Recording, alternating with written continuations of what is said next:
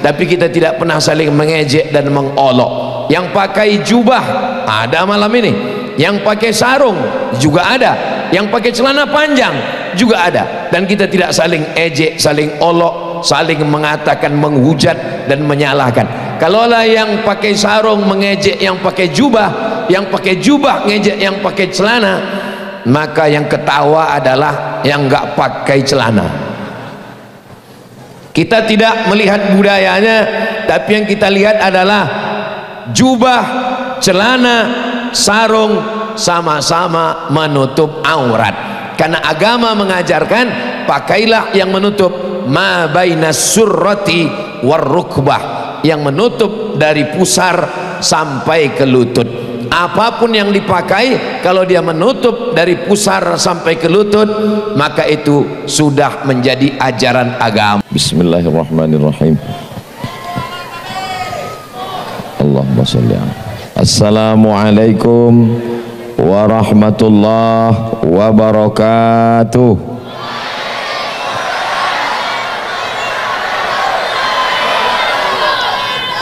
Apa kabar semuanya?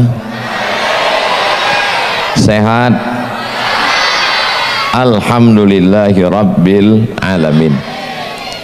Allahumma salli ala sayyidina Muhammad wa ala ali Muhammad. Mudah-mudahan kita semua selalu dicurahkan rahmat dan ridha Allah subhanahu wa ta'ala.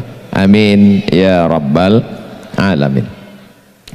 Saya sering sekali didoakan jamaah, ditulis di kolom komen, disambut Ustadz Abdul Somad yang disayang oleh umat, yang disambut oleh umat, yang dimuliakan oleh umat. Tapi baru malam inilah baru benar-benar saya merasakan disambut umat. Universitas Muhammadiyah Mataram yang jumlah alumninya 25.000 orang dari sejak tahun 1980. Saya lahir 1977. Saya berusia 3 tahun, universitas ini sudah berdiri. Sekarang sudah ada 7 fakultas. Mudah-mudahan ini menjadi pencerah dan menyebarkan kebaikan, membawa kemaslahatan untuk umat dan bangsa ke depan insyaallah. Amin ya rabbal alamin. Tema kita pada malam hari ini adalah Abdul Somad tidak boleh ngomong keluar dari tema. Agama dan budaya sebagai pondasi mencerahkan Indonesia. Sekarang ini mau dibenturkan antara agama dengan budaya. Kalau orang beragama berarti dia meninggalkan budaya.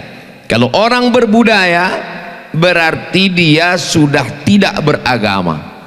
Maka malam ini kita betul-betul diperlihatkan bahwa antara agama dengan budaya bukanlah sesuatu yang perlu dibenturkan. Pak Rektor kita pakai kain sarung. Saya waktu kuliah di Mesir, ketika jadi mahasiswa baru, dikasih tahu sama senior-senior, nanti jangan pakai sarung. Kenapa begitu? Karena budaya di Mesir ini pakai sarung itu tidak lazim, tidak biasa. Tapi sebaliknya kalau di Indonesia pakai sarung itu menunjukkan bahwa kita adalah santri. Bahkan tadi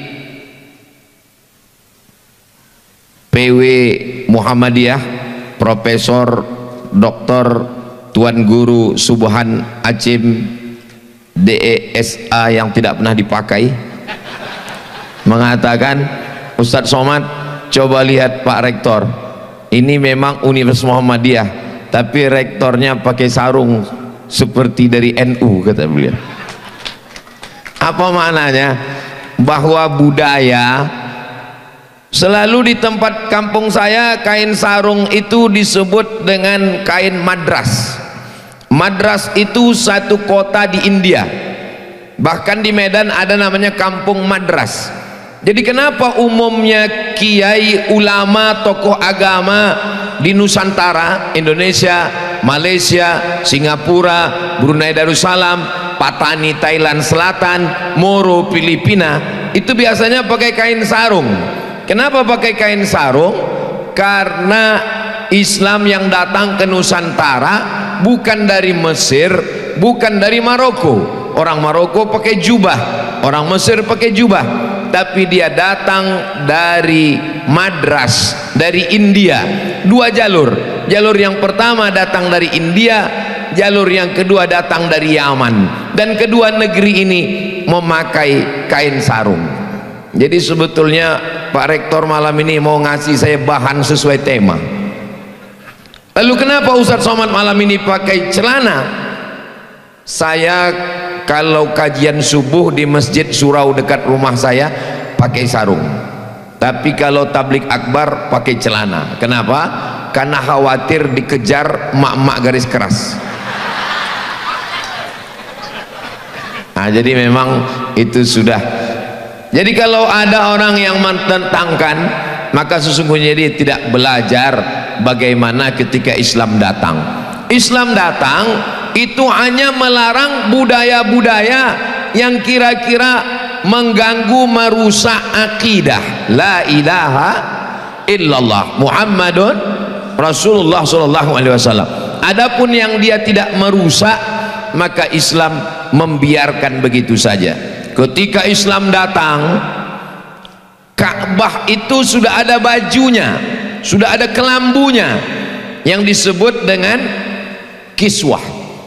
Itu tidak ada ayatnya menyuruh, hai orang beriman kasihlah kelambu kiswah untuk Ka'bah. Enggak ada. Itu dibuat oleh Raja Himyar dari Yaman. Dia bernazar, nanti kalau saya menang perang, maka Ka'bah ini akan saya kasih baju kelambu yang terbuat dari sutra. Kabarnya harga kelambunya itu 17 miliar. Dan sampai hari ini tetap dipasangkan. Ketika Nabi Muhammad SAW datang, Nabi tidak melarang. Kenapa? Karena bagus, tidak bertentangan dengan akidah. Begitu juga kita ada tradisi, kalau anak kita lahir 7 hari kita sembelihkan kambing yang disebut dengan akikah. Kullu mauludin rahinatun bi aqiqatihi. Setiap anak yang lahir itu tergadai dengan akikahnya. Bagaimana cara menebus anak yang tergadai? Tuzbahu anhu yauma sabi'ihi, sembelihkan kambing hari ke-7, yuhlaku, cukur rambutnya, wa yusamma, kasih nama yang bagus-bagus. Setelah sembelih kambing, cukur rambut, kasih nama. Di antara nama yang paling bagus itu adalah nama yang dinisbatkan kepada Allah Subhanahu wa taala. Abdullah, Abdurrahman, Abdul Wahab, Abdul Somad. Yang sama-sama kita hormati Bapak Rektor Dr. Andus Abdul Wahab MAG. Ini sebetulnya secara kode etik ini, mohon maaf, sesama Abdul dilarang saling mendahului. Beliau mengucapkan selamat, memberikan kata-kata tarhib. Mudah-mudahan kita semua benar-benar menjadi hamba Allah insyaallah. Civitas Akademika, keluarga besar Universitas Muhammadiyah Mataram, mudah-mudahan universitas ini melahirkan para pemimpin-pemimpin bangsa di masa akan datang insyaallah. Amin ya rabbal alamin. Mereka menyembelih kambing. Setelah kambing disembelih, darahnya diambil, diusapkan ke kepala bayi, dioleskan darahnya ke wajah. Maka ini bertentangan dengan ajaran Islam. Akhirnya mengambil darah kambing dengan mengoles ke wajah, ke kepala ini dihilangkan karena najis. Tapi menyembelih kambingnya dilanjutkan sampai hari ini. Kita tetap menyembelih kambing. Anak saya lahir laki-laki 2 ekor kambing, anak perempuan 1 ekor kambing. Maka ketika disembelihkan kambing, disitulah kita sedang menebus nikmat yang besar. Wa amma bi ni'mati rabbika fahadits. Sudah dikasih nikmat seorang anak, mengambil darah najisnya dibuang, karena bertentangan dengan akidah. Tapi tradisi menyembelihkan kambingnya diteruskan. Begitu juga ketika hari raya kurban, mereka menyembelih domba, lembu, sapi, kambing, darahnya mereka ambil, mereka tempelkan ke dinding Ka'bah. Lalu kepala kambing itu mereka pukul-pukulkan ke Ka'bah.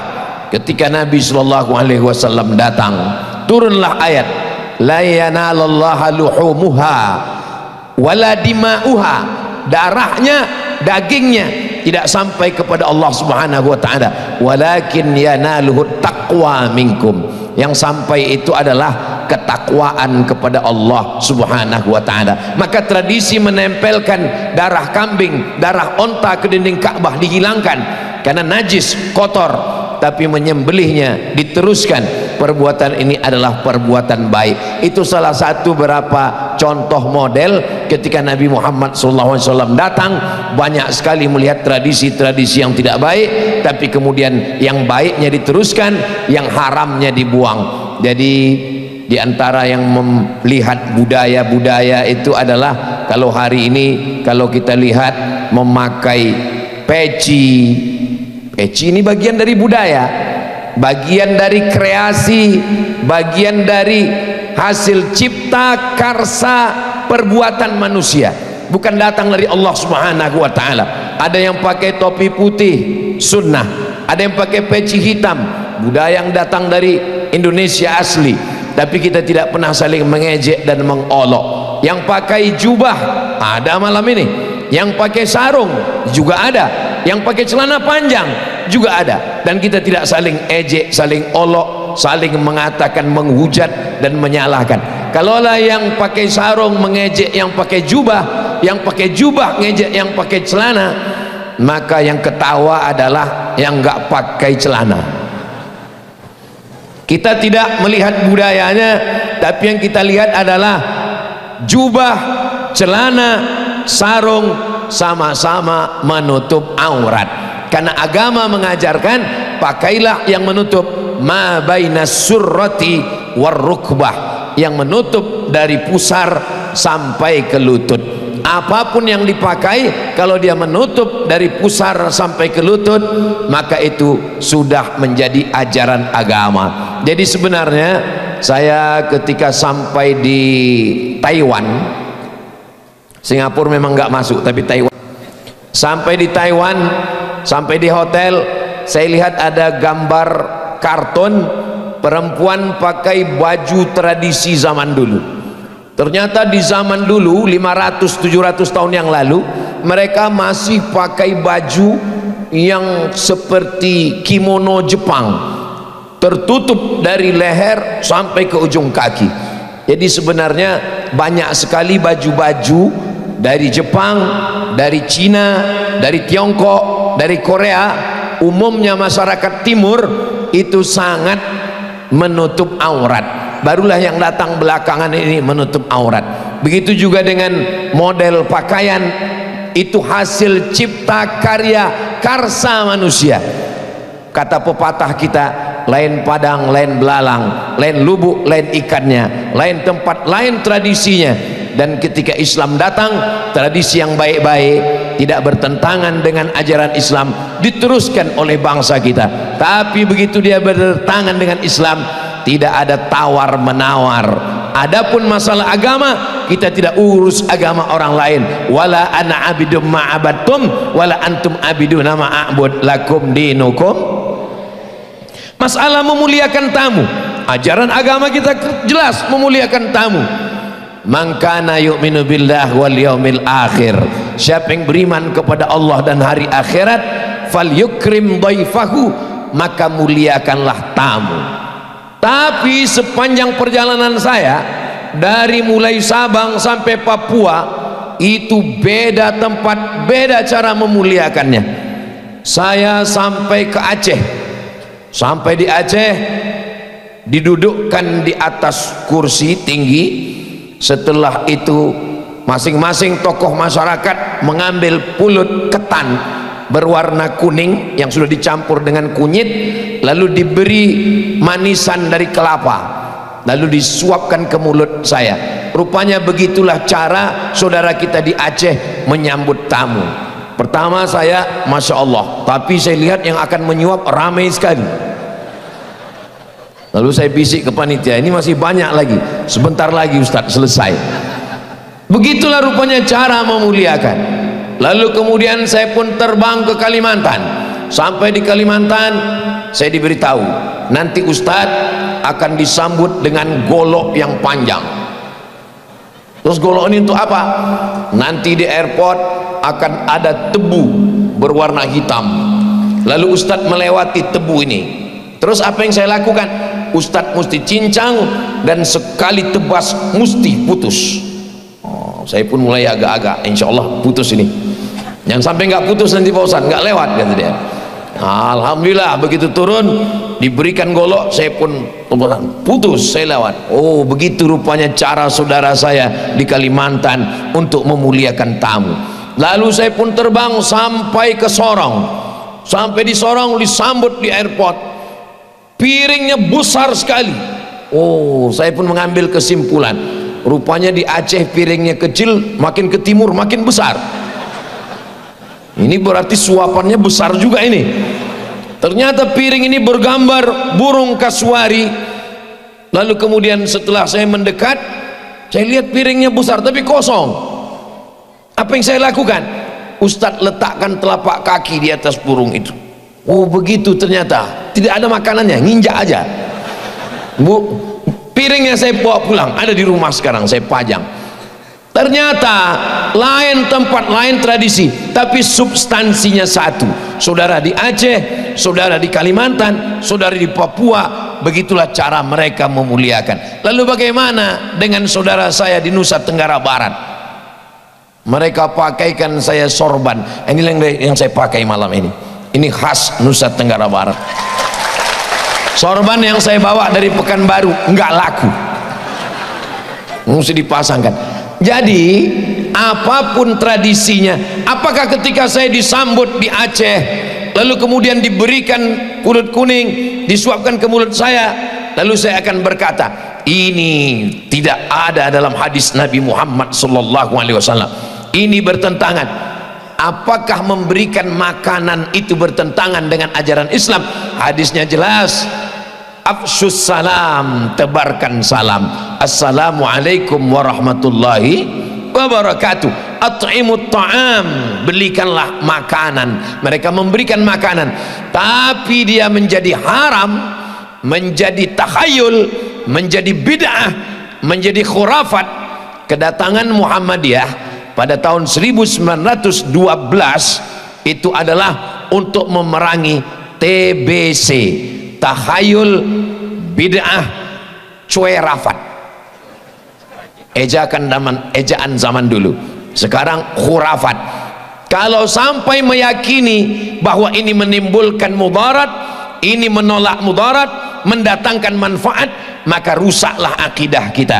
Kita sampai pada kenyataan bahwa kayu, batu, lembu, hantu tidak bisa mendatangkan manfaat, tidak bisa menolak mudarat. Semuanya datang dari Allah. Huwa darru, Allah yang menolak mudarat. An-nafi'u, Allah yang mendatangkan manfaat.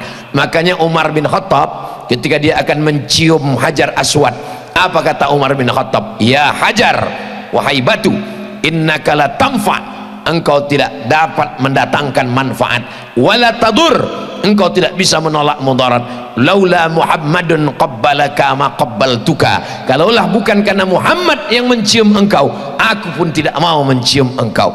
Begitulah akidah yang ditanamkan dalam diri setiap muslim. Hai Hajar, hai batu, aku menciummu bukan karena engkau mendatangkan manfaat, bukan karena engkau menolak mudarat, tapi karena mengikuti sunnah Nabi Muhammad sallallahu alaihi wasallam. Jamaah umroh sekarang kalau mencium Hajar Aswad mirip juga ucapannya seperti itu, cuman agak berbeda sedikit. Wahai batu, engkau tidak mendatangkan manfaat, engkau tidak menolak mudarat. Kalaulah bukan karena tetanggaku akan bertanya kau cium atau enggak, Kita mencium alasannya tidak karena ditanya tetangga, bukan karena mau update status, tapi karena ittiba'us sunnah, mengikuti Nabi Muhammad sallallahu alaihi wasallam. Jadi bercerita tentang agama, tidak, agama kacau, agama tidak kacau, dunia ini kacau balau. Lalu datanglah agama yang mengatur dari hal yang sekecil-kecilnya sampai yang sebesar-besarnya. Idza waqa'az zubab, lalat. Waqa'az zubabu fi ina'i ahadikum. Kalau lalat masuk ke tempat air minum kamu, apa yang dilakukan? Falyughmishu, celupkan. Kalau lalat masuk ke tempat air minum kamu, celupkan ke dalam. Fa inna fi ihda jinahaihi da, karena di salah satu sayapnya ada penyakit, wa fil ukhra syifa, salah satu sayap yang lain itu ada penawar obatnya. Sayap lalat dua, salah satu sayapnya menyebarkan bakteri, sayap yang satu lagi menyebarkan bakteri. Siapa yang bisa mengungkap ini? Kalau Ustaz Abdul Somad ditanya, Ustaz Somad, apakah hadis tentang zubab lalat ini sahih? Hadisnya sahih. Tolong tunjukkan saya Ustaz, mana sayapnya yang mendatangkan bakteri dan mana sayap satu lagi yang mendatangkan obat penawarnya. Itu hanya bisa dijawab oleh mahasiswa Fakultas Kedokteran Universitas Muhammadiyah Mataram yang akan berdiri tidak lama lagi. Amin, berkat doa kita semua insyaallah. Amin ya rabbal alamin. Jadi bercerita tentang agama, orang selalu bercerita tentang agama ini adalah masalah-masalah yang membuat permusuhan, perkelahian, khilafiyah tidak dapat terselesaikan. Kita hanya bisa memahamkan orang lain.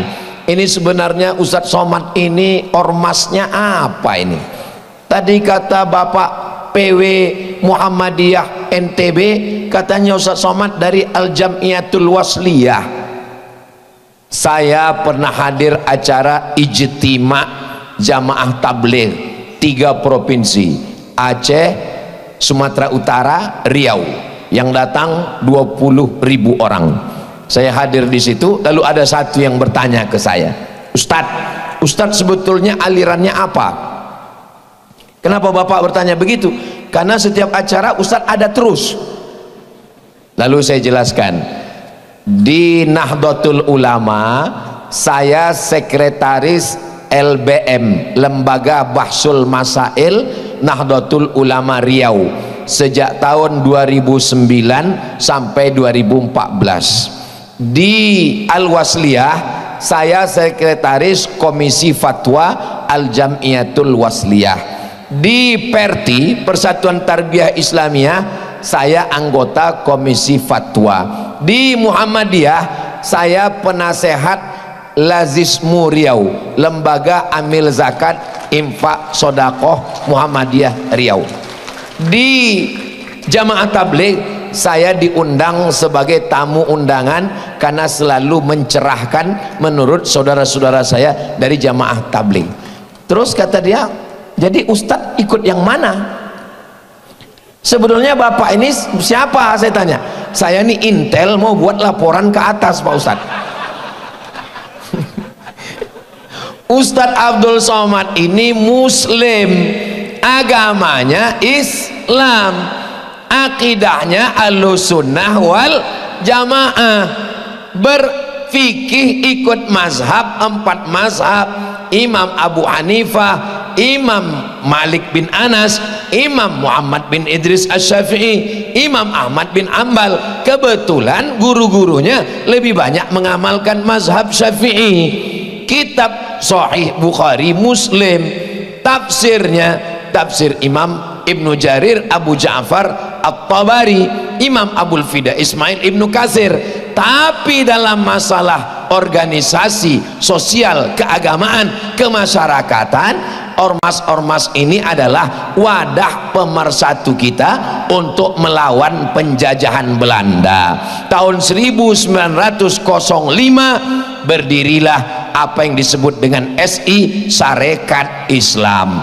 Tahun 1912 berdiri Muhammadiyah. Tahun 1926 berdiri Nahdlatul Ulama. Tahun 1928 berdiri Persatuan Tarbiyah Islamiyah. Tahun 1930 berdiri Al-Jam'iyatul Wasliyah. Jadi anak-anak bangsa ini mesti dijelaskan, negeri ini merdeka itu karena para alim ulama melalui organisasi sosial keagamaan yang bergerak di bidang pendidikan, kesehatan dan sosial. Salah satunya dan yang tertua di antaranya adalah Muhammadiyah. Sampai di sini paham? Nggak perlu dijawab karena yang saya tanya yang di sosial media. Walaupun nampaknya saya tausiahnya di Universitas Muhammadiyah Mataram, tapi ini kan ditonton oleh saudara-saudara kita melalui channel Ustadz Abdul Somad Official. Jangan lupa subscribe, like, share, and comment. Allahu Akbar. Saya sebetulnya bukan menjelaskan ke adik-adik sekalian, ini udah paham semua, tapi kan ada beberapa itu. Kalau adik bapak ibu lihat Instagram Ustadz Abdul Somad itu, yang mana Instagram Ustadz Somad yang followernya 9 juta itu, maksudnya yang belum follow lah, itu mungkin 20%-nya haters, mau mencari-cari kapan saya keliru dan silap dan salah. Tapi berkat saudara-saudara yang selalu mendoakan saya, alhamdulillah sampai hari ini benar. Tapi kalau mau dicari-cari salahnya, iya ada juga. Betul? Nah, betul katanya. Saudara yang dimuliakan Allah Subhanahu wa ta'ala. Kenapa Ustadz Somad itu malam ini tidak lancar seperti biasanya? Kami tonton di YouTube, di Instagram, di TikTok. Oh, jelas beda. Bagaimana perasaan Ustaz Abdul Somad malam ini tausiah di depan umat Universitas Muhammadiyah Mataram? Rasanya sulit untuk diungkapkan dengan kata-kata, karena kata belum tentu bisa mewakili rasa. Andai kata dirangkai untuk mewakili rasa, pasti kata selalu berdusta. Andai ku coba untuk merangkainya menjadi ungkapan kata, tentu rasanya berbeda. Kenapa? Karena rasaku belum tentu rasamu. Allah, Ustaz ini bebelit-belit ngeles biar nggak jawab. Ya, perasaan Ustaz gimana malam ini? Rasanya malam ini saya seperti dacil, dai cilik di depan para senior dan dewan juri. Saya terbang dari Kuala Lumpur, dari Jakarta, terbang menuju Casablanca. Menuju Casablanca. Casa artinya rumah, Blanca artinya putih. Casablanca rumah putih. Setelah transit di Qatar, lanjut dari Qatar ke Tripoli, Libya. Dari Libya mendaratlah di Casablanca tahun 2004. Sekarang sudah 2024, udah tua juga saya rupanya. 20 tahun yang lalu sampai ke sana. Dari Casablanca saya naik kereta api ke Rabat di kerajaan Maroko. Ustadz alumni Maroko? Ya, saya bilang Maroko itu dekat dari Maroke Pak Ustadz. Mesir, Libya, Tunisia, Aljazair, Maroko, Samudra Atlantik, Andalusia. Andalusia itu di mana Pak Ustadz? Banyak yang nggak tahu. Real Madrid, Barcelona, tahu? Itulah dia. Jadi saya pun sampailah di Rabat. Sampai di Rabat saya disambut di PPI, Persatuan Pelajar Indonesia.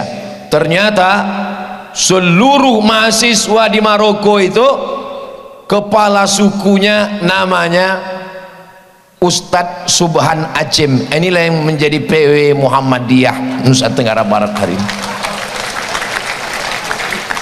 Jadi kalau sekarang orang mengenal UAS Ustadz Abdul Somad, bisa juga dipakai untuk ujian akhir semester. Itu dulu yang pertama kali membuat singkatan nama saya itu Ustadz Subhan di Maroko, tapi bukan UAS. Beliau selalu memanggil saya SBB, Somat Batubara.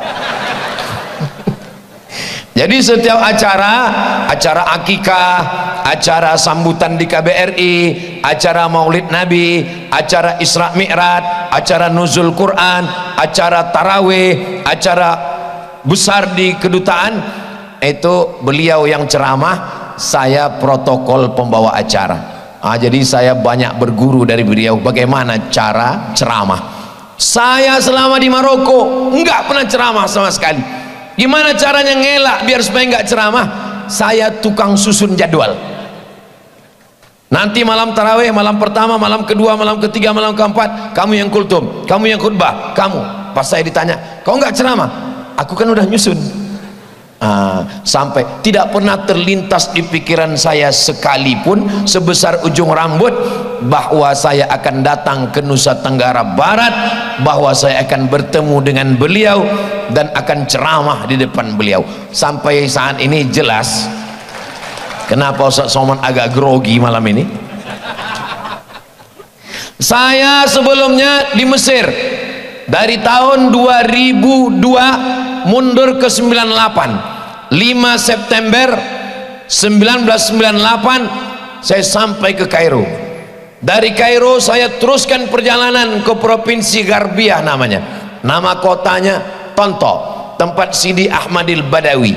Lalu di sana belajar 4 tahun, ketua Persatuan Pelajar Indonesia, PPMI namanya, Persatuan Pelajar Mahasiswa Indonesia. Di Mesir waktu itu namanya Ustadz Zaki Abdillah, sekarang namanya Dr. Zaki Abdillah, dosen Universitas Muhammadiyah Mataram. Itu yang sebelah kiri Pak Rektor. Beliau senior saya, beliau kakak kelas saya di Mesir. Dan setelah dari Mesir saya lanjutkan ke Universiti Kebangsaan Malaysia. Beliau yang menjemput saya di airport, beliau yang mendaftarkan saya ke UKM, beliau yang mengantar saya ke kampus, beliau yang mengajar saya bagaimana di Malaysia. Sampailah akhirnya hari ini berjumpa kembali, panjang umur, sehat badan. Ternyata kita dipertemukan di tempat yang baik, bersama orang baik, bersama di Universitas Muhammadiyah Mataram, bersama di surga Jannatul Firdaus insyaallah.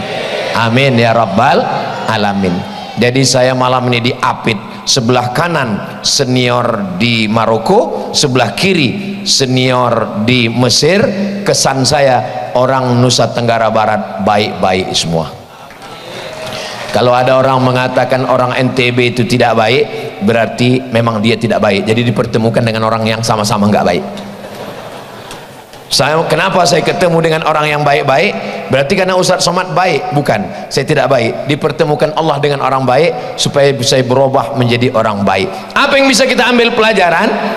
Kenapa Nusa Tenggara Barat minim konflik agama dengan budaya? Karena orang-orangnya belajar. Orang kalau belajar, dia tidak akan mudah menjudge, menghakimi. Nahnu du'at la qudat. Kita ini da'i, mengajak orang ke jalan Allah, bukan hakim yang ambil ketuk palu, penghuni neraka, penghuni neraka, penghuni neraka. Tapi kalau orang belajar, dia akan belajar dengan baik. Maka insya Allah, di mana kita belajar hari ini?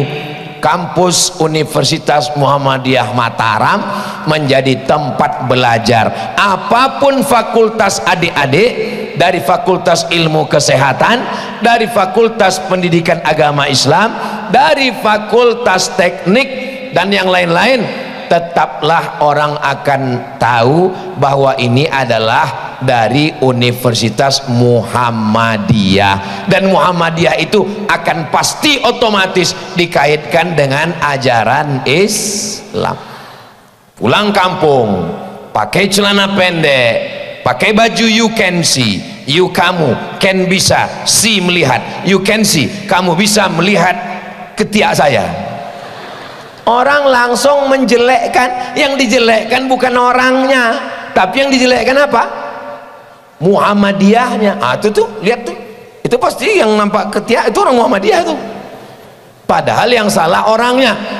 Selalu dikaitkan dengan agama, selalu dikaitkan dengan organisasi. Kenapa? Karena adik-adik, saudara-saudara saya, mahasiswa-mahasiswi sekalian sudah terdaftar kemana-mana membawa Muhammadiyah. Siap menjaga nama baik Universitas Muhammadiyah Mataram? Mahasiswa, mahasiswi Universitas Muhammadiyah Mataram, dia tidak akan campur aduk laki-laki dan perempuan. Mana buktinya?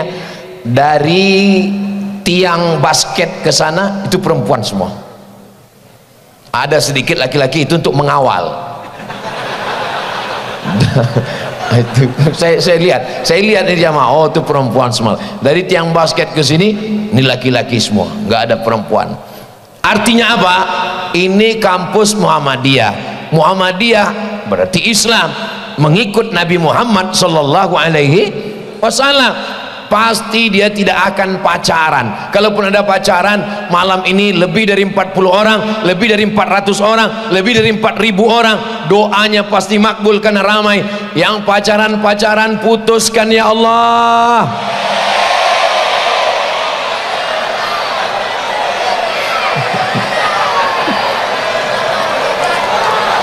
Putuskan ya Allah. Kami datang ke pengajian Ustadz Somad ini bukan mau merusakkan, hancur hati kami Ustadz. Jahat sekali Ustadz Somad. Yang sudah putus malam ini segera nikahkan ya Allah. Lebih kuat lagi aminnya. Sampai hati Ustadz Somad, teganya Ustadz Somad. Saya udah pacaran 5 tahun Ustadz. 5 tahun Ustadz. Kamu 5 tahun pacaran gak nikah-nikah. Itu sama dengan iklan roti dibuka, dijilat, dicelupin, gak dimakan-makan. Yang rugi laki-laki apa perempuan? Perempuan rugi. Bonceng sana, bonceng sini, apalagi pantainya indah, anginnya kencang, gembung masuk angin. Yang muntah-muntah laki-laki apa perempuan? Yang malu laki-laki apa perempuan? Yang melahirkan meregang nyawa laki-laki apa perempuan?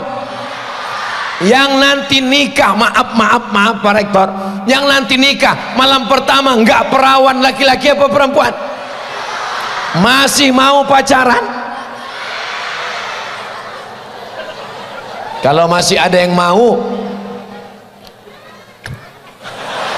ya Allah, jagalah mahasiswi-mahasiswi kami ya Allah. Loh, Ustadz mendoakan kok yang jaga mahasiswi? Jagalah mahasiswi kami dari playboy cap tupai ya Allah.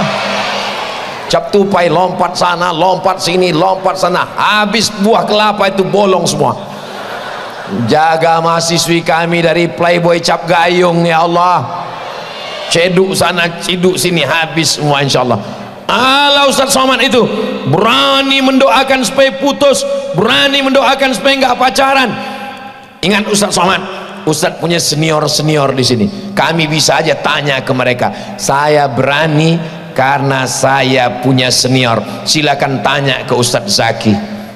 4 tahun Ustadz Somad di Mesir enggak ada pacaran sama sekali. Kalau enggak percaya tanya, enggak ada kan Ustadz Zaki? Enggak ada.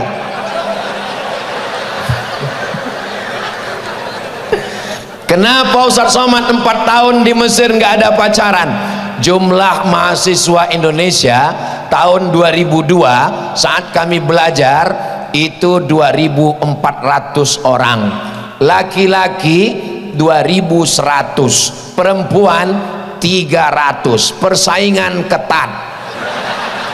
Saya termasuk yang tereliminasi. Itu yang dapat paling yang ketua-ketua aja. Ustadz Zaki mungkin karena ketua persatuan mungkin dapat, tapi nggak tahu juga, nggak mungkin. Bagaimana dengan Ustadz di Maroko dulu?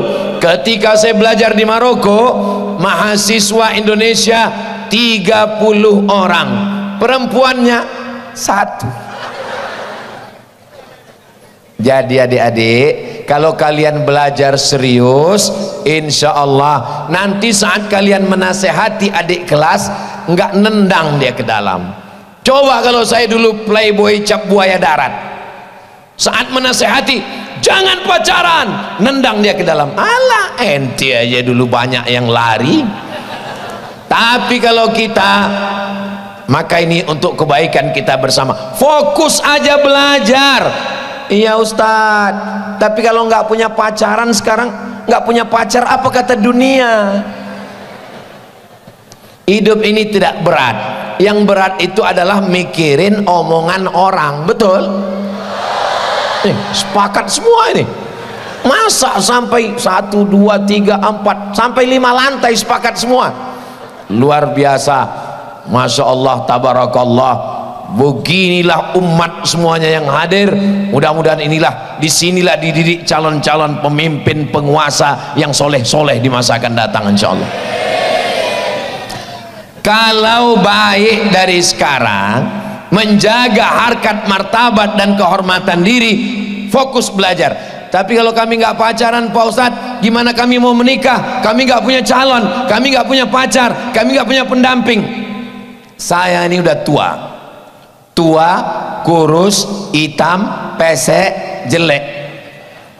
Cobalah baca komen-komen di YouTube, di komen YouTube Ustadz Somad, banyak yang caci maki, ngejek, yang ngejek banyak.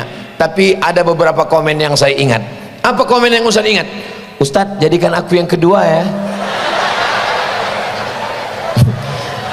Saya cuma mau ngasih tahu ke kalian yang ganteng-ganteng, yang cerdas-cerdas, yang IP-nya 4, yang berprestasi dari umat, kalian punya masa depan yang luar biasa. Aku aja yang kurus udah tua masih ada tawaran begitu, apalagi kalian yang muda-muda. Jaga, bahagiakan orang tua. Orang tua di kampung mengirim ke Lombok belajar di umat, harapan mereka besar. Kalau belum bisa membahagiakan orang tua, paling tidak jangan mengecewakan orang tua. Ustadz Zaki sampai ke Mesir 97, 98, 99, 2000, 2001 pulang. Beliau 4 tahun di Mesir, pulang. Ustadz Somad sampai ke Mesir 98, 99, 2000, 2001, 2002 selesai, pulang. 4 tahun pulang. Saya datang September, Juli saya sudah ujian akhir. Jadi kalau gitu saya selesaikan S1 saya 3 tahun 10 bulan. Dosennya orang Arab, bukunya bahasa Arab, belajar di Arab 3 tahun 10 bulan selesai. Maka saya heran sekali kalau ada orang belajar di Indonesia, ketika ditanya semester berapa, semester berapa, 4, dibilang 4 kok wajah nggak sesuai, 14 Pak Ustadz. Loh, kok bisa begitu? Kenapa Ustadz cepat selesai? Kita nggak pakai sistem SKS, kita sistem paket. 1 tahun 14 mata kuliah, tambah hafalan Quran 2 juz, 2 juz, 2 juz, 2 juz, 8 juz beban, tambah mata kuliah 14. Kalau nggak lulus 3 mata kuliah, ulang. Kalau lulus cuma 2, bawa ke atas, berarti 14 tambah 2 jadi 16 mata kuliah. Kalau nggak naik 1 tahun, hilang, potong beasiswa 25%. Saya dengan Ustadz Zaki sama-sama dapat beasiswa Al-Azhar, tes melalui Kementerian Agama. Nggak lulus 2 tahun, hilang beasiswa, putus. Nanti kalau naik lagi baru nyambung. Kalau sampai 3 tahun nggak lulus, berarti di DO dan siap-siap nggak dapat tiket pulang, siap-siaplah hanyut dari sungai Nil ke sungai Siak Riau. Jadi ternyata jalan lari santai dengan dikejar anjing itu memang beda larinya. Kenapa Ustadz cepat selesai? Karena dikejar anjing herder 3 ekor dari belakang. Jadi adik-adik kalau mau cepat selesai, ikat daging 2 ikat, lepaskan anjing pelacak dari belakang, itu akan cepat selesai. Apa maksudnya? Kita dikejar-kejar, kita tidak pernah menghargai nilai uang kalau kita tidak merasakan sulitnya cari uang.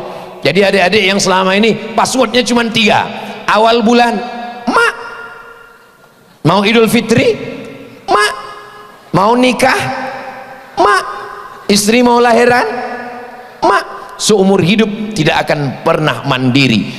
Iya Pak Ustadz, tapi kami kan di sini dikirim tiap bulan. Kalau mau mandiri, telepon orang tua, bapak, papa, mama, ayah, ibu, untuk bulan Mei ini tolong jangan kirim uang belanja, saya akan cari uang sendiri dengan kerja di Mataram, di Lombok. Siap?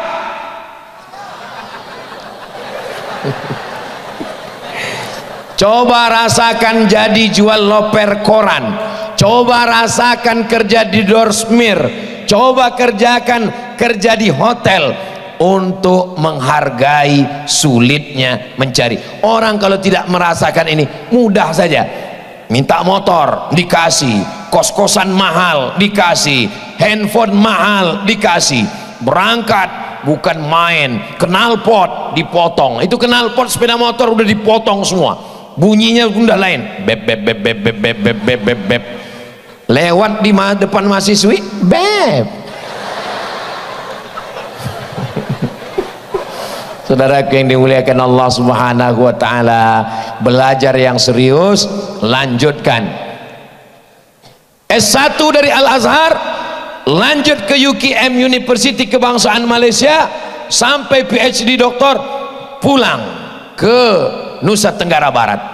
S1 Madinah Al-Munawwarah, lanjut ke Darul Hadis Maroko, lanjut sampai S3, pulang ke Lombok, Nusa Tenggara Barat. Terbang sejauh mata memandang, kau tetap akan kembali pulang membangun Nusa Tenggara Barat, membangun Indonesia. Siap bangun Nusa Tenggara Barat? Siap bangun Indonesia? Takbir! Bangkitkan semangat, lanjutkan perjuangan. Betul? Jangan betul-betul aja. Saudaraku yang dimuliakan Allah Subhanahu wa taala, saya kalau musim haji itu pergi dari Kairo, naik kapal laut 2 hari 2 malam sampai ke Jeddah. Sampai di Jeddah melaksanakan ibadah haji, melaksanakan umroh sambil kerja untuk mencukupi kebutuhan makan, biaya hidup sehari-hari. Jamaah haji ini sombongnya minta ampun. Sudah lama jadi TKI. TKI bukan beban negara, TKI adalah pahlawan devisa. Mereka bayar pajak ke negara ini, betul? Tapi saya nggak berani jawab, masih mahasiswa. Ini sekarang aja baru berani jawab. Sudah lama jadi TKI. Saya mahasiswa Pak, di mana? Mahasiswa di Mesir. Ngapain jauh-jauh kuliah? Saya ini pemburu beasiswa Pak. Oh, nyari yang gratis ya? Saya S1 di Al-Azhar gratis, S2 di Maroko gratis, S3 di Sudan bayar. Kenapa Ustadz cari yang jauh-jauh ini gratis? Kenapa kau nggak kuliah aja di Pekanbaru? Apa nggak ada S2 di Pekanbaru? Saya bilang S2 di Pekanbaru ada Pak. 1 bulan 1 semesternya 7 juta, sidang terbuka 10, sidang tertutup 15, buka tutup 25. Itulah kenapa aku terbang sejauh mata memandang. Saya ini pemburu beasiswa Pak.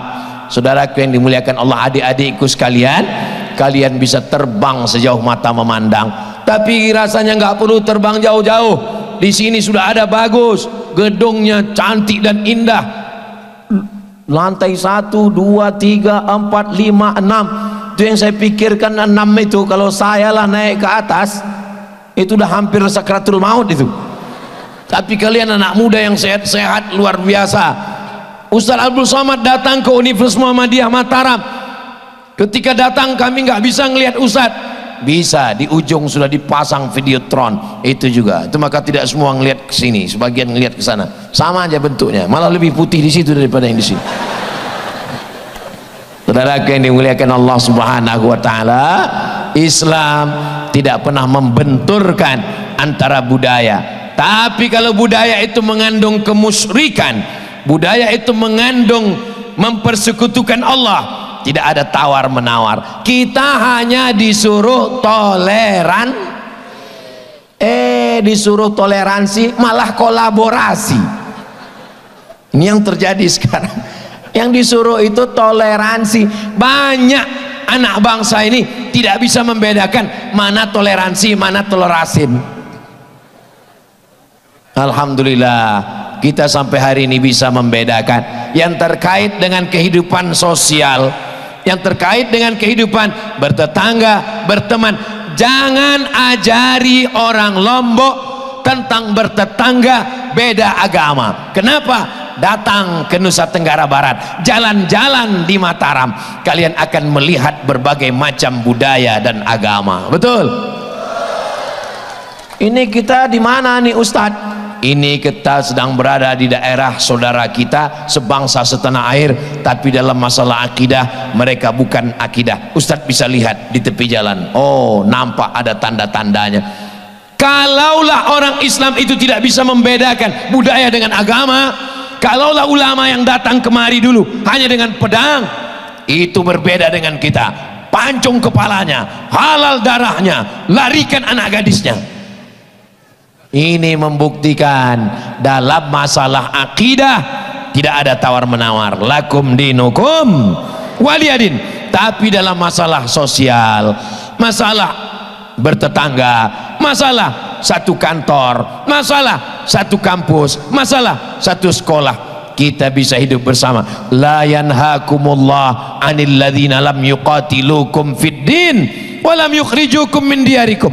Kalau mereka tidak mengusir kamu, tidak memerangi kamu, mereka tidak menumpahkan darah kamu, mereka tidak menghalau kamu dari kampung kamu, antabarruhum, berbuat baik kepada mereka, wa tuqsitu ilaihim, bersikap adil kepada mereka, berbuat baik dan bersikap adil. Kenapa dipilih kata birru?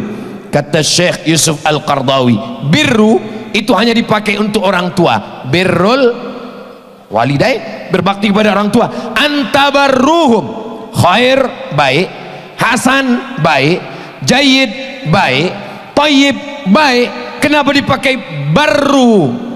Karena itu hanya untuk orang tua. Sebagaimana engkau berbuat baik kepada ayahmu, sebagaimana engkau berbuat baik kepada ibumu, sebagaimana engkau berbakti kepada kedua orang tuamu, begitulah kepada saudaramu yang berbeda agama denganmu, kepada tetanggamu, kepada sahabatmu. Maka muncullah yang selalu diagungkan, dialukan, wa ma arsalnaka illa rahmatan lil.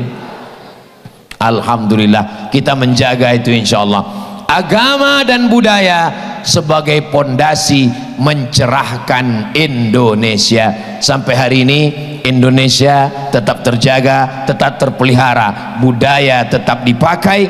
17 Agustus anak-anak pakai baju berbagai macam suku dan bangsa. Di Riau ada tradisi menyambut dengan sirih. Datang orang nelpon saya, Assalamualaikum Ustaz Somad. Waalaikumsalam.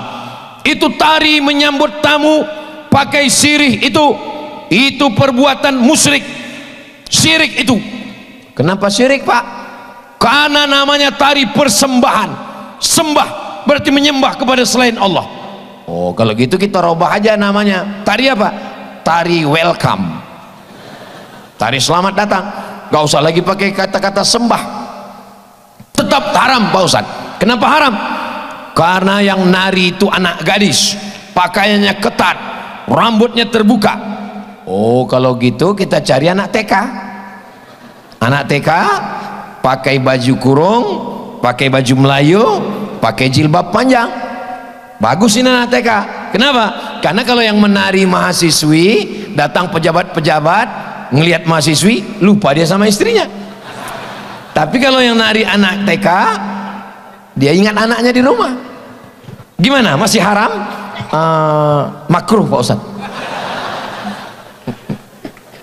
Budaya kalau tidak diajarkan ya anak-anak kita akan kehilangan budaya. Yang haramnya kita buang. Khudh ma safa da'ma kadar, ambil yang jernih, buang yang keruh. Alhamdulillah di beberapa daerah kalau saya datang masih disambut dengan anak-anak kecil, lucu anak kecil. Alhamdulillah di beberapa tempat kadang saya disambut juga dengan mahasiswi. Terpaksa saya menundukkan pandang. Lalu yang lain pun merekam pakai TikTok. Lihatlah Ustaz Abdul Somad betapa dia ghaddul basar, menjaga pandangan kata. Padahal saya bukan menjaga pandangan, saya menjaga dari kamera kamu. Saudara yang dimuliakan Allah Subhanahu wa taala. Insyaallah kalau dulu orang mengatakan dunia ini sudah hancur Pak Ustaz, dunia ini sudah rusak Pak Ustaz, dirusak oleh sosial media, dirusak oleh YouTube, dirusak oleh Instagram, dirusak oleh grup-grup WhatsApp. Loh, Ustadz Abdul Somad dikenal saudara saya di Lombok, Nusa Tenggara Barat itu kan melalui YouTube, betul? Ini malam ini banyak yang pertama kali baru berjumpa bertatap muka. Mereka datang bukan mau dengar tausiah Ustaz Somad, mereka cuma mau ngelihat apa betul seganteng aslinya. Itu cuma mereka mau lihat. Mereka cuma mau ketemu, mereka cuma mau ngelihat mana orang yang menghabiskan paket 2 giga kami selama ini. Saudara yang dimuliakan Allah, kalau ada orang mengatakan itu internet merusak, dulu zaman saya di pondok kalau mau dengar pidato bahasa Arab itu nunggu jamaah haji pulang titip kaset. Pak Haji nanti kalau pulang dari Makkah tolong belikan kaset ya. Ya, dengar kaset baru bisa dengar ceramah Syekh Yusuf Qaradawi. Itu pun ceramah kencang sekali. Pertama kali telinga ini listening, maharatus sima'ah, latihan dengar bahasa Arab, itu seperti dengar kumur-kumur.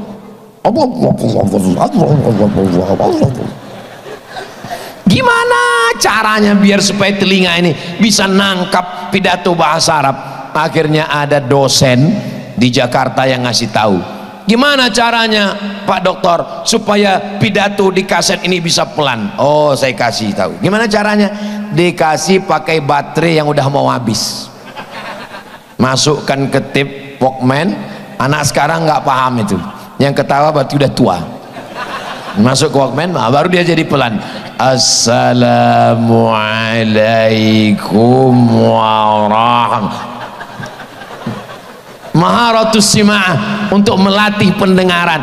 Begitulah susahnya zaman dulu. Sekarang tinggal tulis aja di YouTube. Mau dengar siapa? Mau dengar Syekh Yusuf Al-Qaradawi, tulis. Mau dengar siapa?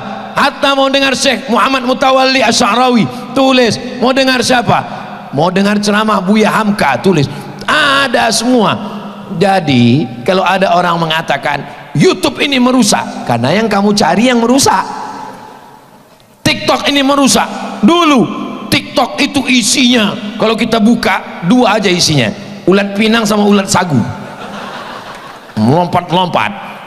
Tapi sekarang isi TikTok apa? Isi TikTok adalah bagaimana Universitas Muhammadiyah Mataram menyambut Pak Rektor PW Muhammadiyah datang tadi, disambut dengan Tala'al badru alaina min saniyatil wada. Mana grup hadrahnya mana? Ada? Oh, Masya Allah ada. Saya sangka itu flash disk. Ada grup. Ini grup hadrahnya memang punya Muhammadiyah. Naturalisasi. Masya Allah, tabarakallah. Artinya apa? Budaya memukul gendang. Apakah ada ayat ya ayyuhalladzina amanu pukullah gendang? Enggak ada. Lalu dari mana datang membuat kayunya dikasih kulit kambingnya dipukul ke depan ke depan, namanya duf. Apa kata Nabi? A'linu hadzan nikah. Kalau nikah jangan diam-diam saja. Nikah jangan diam-diam. A'linu hadzan nikah waj'aluhu fil masajid. Buat akadnya di masjid. Wadribu alaihi biddufuf. Pukulkan gendang. Itulah mengapa ada tradisi memukul gendang, memukul alat duf. Lalu bagaimana dengan musik? Muncullah biola, muncullah keyboard, muncullah gitar. Maka dibahas tuntas dalam kitab Fiqhul Aghani wal Musiqa, fikih musik dan lagu. Kesimpulannya, kata Syekh Yusuf Al-Qardawi dalam Fiqhul Aghani wal Musiqa, kalau lagu itu mengajak perbuatan maksiat, ngajak minum khamar, mengajak berzina, haram. Tapi kalau lagu itu mengingatkan pada Nabi, menyantuni anak yatim, menjaga tauhid, maka dia menjadi mubah dan boleh. Itulah mengapa ada lagu mars. Muhammadiyah ada lagu marsnya. Jadi kalau lagu itu diharamkan, pun menyanyikan lagu mars Muhammadiyah, muharram karena lagu Arab. Masa iya lagu ada ngajak berzina Pak Ustadz? Ada. Mana lagunya? Cinta Satu Malam. Zina itu paling enggak kawin kontrak Syiah. Lagi Pak Ustadz, selimut tetangga, hasilnya pulang-pulang berbadan dua. Makanya kadang kita ini sekolahnya di sekolah Islam, universitasnya universitas Islam, pakaiannya sangat islami, ormasnya ormas Islam, ke Makkah bolak-balik, tapi ketika menikahkan anak, acara walimah, acara nikah, terbang semuanya, lagunya lagu-lagu maksiat dan dosa semua. Tapi ada solusinya. Ustaz mengatakan ini haram, ini haram, ini haram. Yang halal mana? Yang halal ada, yaitu lagu-lagu. Rasul menyuruh kita menyantuni anak yatim. Bagus apa tak bagus? Bagus. Barakallah lakuma wa baraka alaikuma wa jama'a bainakuma fi khair. Bagus apa tak bagus? Tentu lagu-lagu itu disesuaikan dengan momen. Jangan gara-gara ini besok pas ada acara mahasiswi alumni Universitas Muhammadiyah Mataram nikah, berikut ini kami mintakan satu lagu, langsung lagu Bila Israel. Tentu nggak sesuai dengan momen, nggak sesuai dengan keadaan, tidak mutabaqatul hal. Artinya budaya itu bisa jadi haram, bisa jadi halal. Tradisi di kampung saya itu kalau orang mau buka hutan, mau tanam padi, mau tanam jagung, itu disembelihkan kambing. Kambing dipotong, dimasukkan kepalanya ke dalam lubang, lalu dipanggil semua hantu-hantu. Wahai segala hantu-hantu, ini ada kepala kambing, makanlah ini supaya dia enggak mengganggu tanaman, supaya enggak mengganggu orang, mau buat rumah segala macam. Datang ulama kita, ulama dulu dengan kesantunannya, mereka nanya, mereka tahu tapi dia pura-pura nanya, apa yang kamu masukkan ke dalam lubang tanah? Kepala kambing, Tuan Guru. Kenapa kepala kambing masuk ke dalam? Untuk ngasih hantu-hantu yang ada di sini jembalang tanah, tolong kepalanya angkat ke atas, terus darahnya saja masukkan ke dalam, karena darah najis, tidak boleh, darah sampah dibuang, darah timbun. Kepalanya bawa ke rumah. Kami takut Tuan Guru, kami takut nanti hantunya marah. Antar ke rumah saya biar dimasak gulai. Itulah asal muasal kenapa setiap acara kepala kambing pasti dikasih kepada Tuan Guru. Kenapa? Karena dulu orang takut makan. Sekarang saya kalau kondangan dikasih kepala kambing, saya makan. Tapi ada juga orang yang takut. Kamu nggak makan? Takut Pak Ustadz. Itu bukan hantu yang mengamuk, kolesterol. Ulama dulu begitu. Apakah tradisi memberi makan hantu setan ini ada pada zaman sahabat Nabi? Ada. Ketika itu dikirimlah seorang khalifah. Ketika itu khalifahnya Amirul Mukminin Umar ibnul Khattab. Umar bin Khattab mengirim gubernur ke Mesir, namanya Amr bin As. Panjang umur, sehat badan. Kita akan sholat di masjid Amr bin As di Kairo insyaallah. Amin. Dalam acara wisata religi bersama Ustadz Dr. Zaki Abdillah ke Kairo Mesir insyaallah. Amin. Ongkos tanggung masing-masing. Sampai di Mesir, Amr bin As melihat tradisi orang Mesir yang luar biasa. Dibuat rakit, didudukkan anak gadis yang paling cantik, diberi perhiasan-perhiasan, dihanyutkan ke sungai Nil. Ternyata jin di Mesir itu seleranya lebih tinggi dari jin tempat kita. Kalau tempat kita seleranya cuman kepala kambing sama kepala ayam. Kalau jin di Mesir anak gadis. Dihanyutkan ke sungai Nil. Amr bin As bertanya, kenapa kamu hanyutkan anak gadis ini ke sungai Nil? Karena kalau tidak dihanyutkan ke sungai Nil, nanti air sungai Nil kering, gandum tidak tumbuh, kami tidak bisa makan dan minum. Amr bin As mengirim surat kepada Amirul Mukminin Khalifah Umar ibn Khattab. Hai Umar, ada tradisi di Mesir menghanyutkan anak gadis ke sungai Nil. Umar membaca surat itu. Ini musyrik, ini sudah menduakan Allah, menyekutukan Allah. Iyyaka na'budu wa sungai Nil nasta'in. Menyembah kepada Allah tapi mintanya kepada sungai Nil. Maka Umar bin Khattab menulis surat. Suratnya dimasukkan ke dalam amplop, amplopnya dikirim kepada Amr bin As.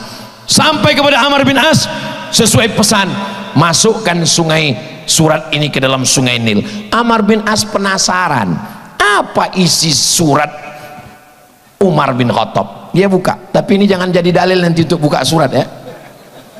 Jangan surat Pak Rektor dibuka sama mahasiswa, pas ditanya kenapa kamu buka? Karena Amr bin As dulu membuka surat Umar bin Khattab. Dia buka, ternyata isinya min Abdillah Umar bin Khattab, dari hamba Allah Umar bin Khattab, ila nahrin Nil, kepada sungai Nil. Apa kata Umar? In kunta tajri min qibalillah, kalau kau mengalir karena Allah, fajri, mengalirlah engkau. In kunta tajri min qibali nafsik, kalau kau mengalir karena dirimu sendiri, fala tajri, jangan engkau mengalir sampai hari kiamat. Dimasukkan surat itu ke dalam sungai Nil, air sungai Nil naik 16 jengkal. Masyarakat Mesir tetap bisa menikmati air sungai Nil sampai tahun ini. Tidak pernah lagi ada surut dan tidak pernah ada tradisi menghanyutkan anak gadis ke sungai Nil. Ini bisa dilihat dalam kitab Al-Bidayah wan Nihayah, ditulis oleh Imam Abul Fida Ismail Ibnu Katsir yang menulis tafsir Al-Qur'anil Azim. Budaya kalau bertentangan dengan akidah, kita pakai budaya atau akidah? Akidah, tidak ada tawar menawar, karena kita mati bawa agama atau budaya. Lama hidup banyak dirasa, jauh berjalan banyak dilihat. Saya belum pernah melihat orang Islam mati bawa baju batik lalu ditulis di atas jenazahnya, mohon maaf, ini demi kebudayaan. Kita tetap pakai kain kafan. Mohon maaf, ketika pesawat terbang akan meledak, ketika itu yang dicari adalah black box, black hitam, box kotak hitam, meledak pesawat, kotak hitam tetap terjaga. Disitulah rekaman terakhir apa kalimat yang diucapkan oleh pilot dan co-pilot beserta seluruh yang ada penumpang di pesawat. Semua penumpang ketika pesawat itu akan jatuh ke bawah, semuanya berteriak Allahu Akbar. Pilotnya berteriak Allahu Akbar, co-pilot berteriak Allahu Akbar, penumpang berteriak Allahu Akbar. Itu menunjukkan bahwa kita mati bawa agama, tapi kita tidak disuruh meninggalkan, menghilangkan budaya, karena Islam menjaga budaya selama sejalan dengan ajaran Islam. Tapi pokok pangkal utamanya adalah agama. Innad dina indallahil. Ada tradisi di kampung saya, kalau satu suku itu tidak boleh, satu marga tidak boleh menikah. Lalu ketika itu guru kami Syekh Azra'i Abdul Raub ditanya sama orang yang datang, saya tuntun dengar nguping, masih SMP, Ustadz, ada orang mau nikah satu suku, boleh atau enggak?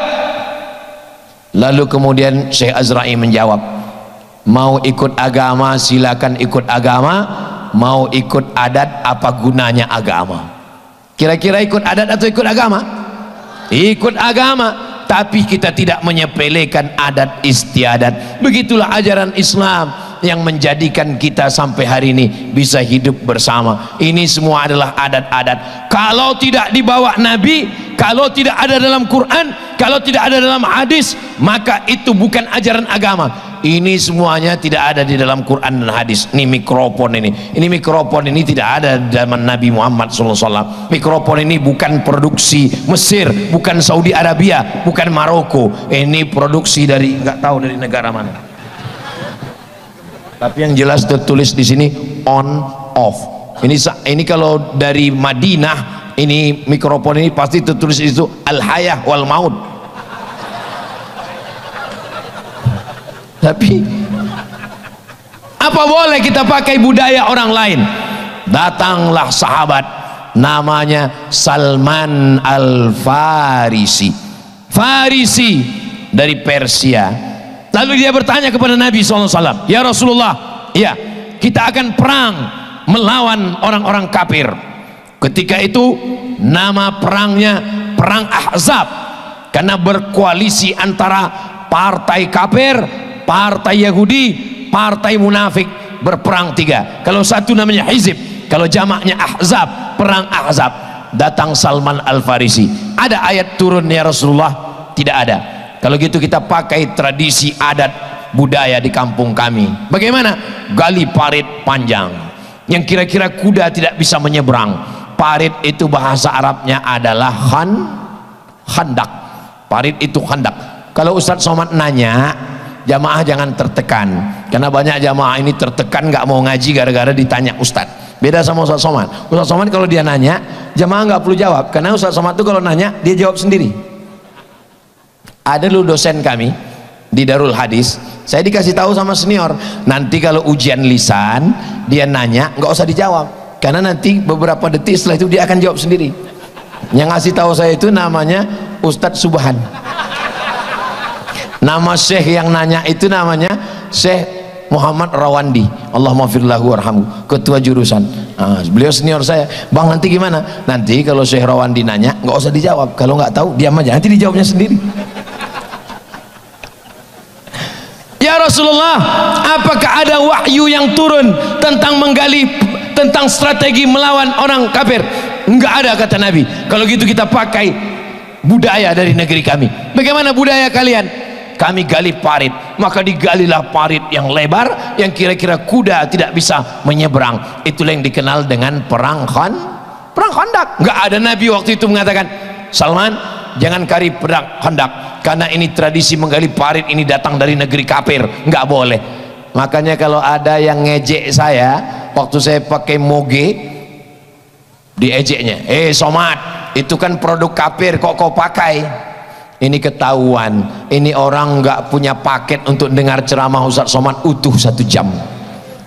Kalau dia dengar secara utuh pasti dia paham. Yang dilarang itu terkait dengan akidah. Yang dilarang itu kalau budayanya adalah bertentangan dengan syariat fikih, bertentangan dengan menutup aurat. Tapi kalau budaya itu baik, maka amat sangat baik. Masjid itu penuh dengan budaya semua, hasil kreasi cipta karsa manusia. Mana budaya dalam masjid? Menara. Masjid Nabawi zaman Nabi nggak ada menaranya. Bilal bin Rabah kalau dia azan, mana ada hadis Bilal azan pakai menara? Nggak ada. Itu budaya datang dari mana? Itu budaya dari Alexandria. Ketika Islam datang sampai ke pantai Alexandria, di sana mereka menemukan namanya, mereka menyebutnya manara, tempat api. Kita menyebutnya mercusuar. Di tepi pantai ada tempat api berkobar di atas, supaya orang yang bawa kapal malam-malam dia tahu bahwa itu sudah di pantai, supaya kapalnya tidak menabrak daratan. Mercusuar, manara, tempat api. Orang Islam melihat, oh tempat api ini bagus, akhirnya tempat api itu dibawa ke tepi masjid, lalu apinya dihilangkan, orangnya naik ke atas mengumandangkan azan, sehingga azan lebih menggema, lebih banyak yang mendengar suara azan daripada azannya dalam masjid. Sekarang orang tidak lagi naik ke atas, orangnya turun di bawah, mic-nya naik ke atas. Sekarang berubah lagi, orangnya nggak ada, malam takbiran. Kalau kepada orang tua mesti patuh, kalau sudah patuh jangan sampai menangis. Kalau Ustadz sorbannya sudah jatuh, itu tanda waktu sudah habis. Saudara, saya sebetulnya tidak mau berpantun. Kenapa Ustadz tidak berpantun malam ini? Anak raja membeli katun, katun dibeli di kayu ara. Saya tidak berpantun karena tadi sudah dipakai pembawa acara. Saudara yang dimuliakan Allah Subhanahu wa taala, begitulah tradisi, termasuk juga pantun adalah tradisi dalam berbahasa, tidak ada dilarang. Makanya ada ungkapan inna minal bayani la sihra, sesungguhnya bayan, kata-kata yang indah, puisi-puisi, syair-syair la sihra, bisa memukau orang banyak. Tadi saya mulai jam 8:30, sekarang sudah jam 9:30. Sudah 1 jam rupanya saya berdiri, walaupun tidak melihat jam, saya sudah tahu, terasa itu dari kesemutannya, udah terasa. Saya berani berdiri di sini karena sudah dipersilahkan dari belakang Ustadz, jangan berdiri di tempat Ustadz duduk, silakan berdiri. Tadi malah disuruh silakan jalan-jalan. Saya nggak jalan-jalan karena segan, nanti dikira ini Ustadz Abdul Somad ini nggak ada adab, adat istiadat. Kita jaga sopan santun, tata kerama. Mudah-mudahan adik-adik mahasiswa-mahasiswi ilmunya banyak, titelnya hebat, tapi ada yang lebih mulia lagi, al adab fauqal ilmi. Yang paling tinggi adalah adab. Kira-kira kalau saya tausiah sejam lagi masih sanggup? Masih kuat? Saya nggak sanggup.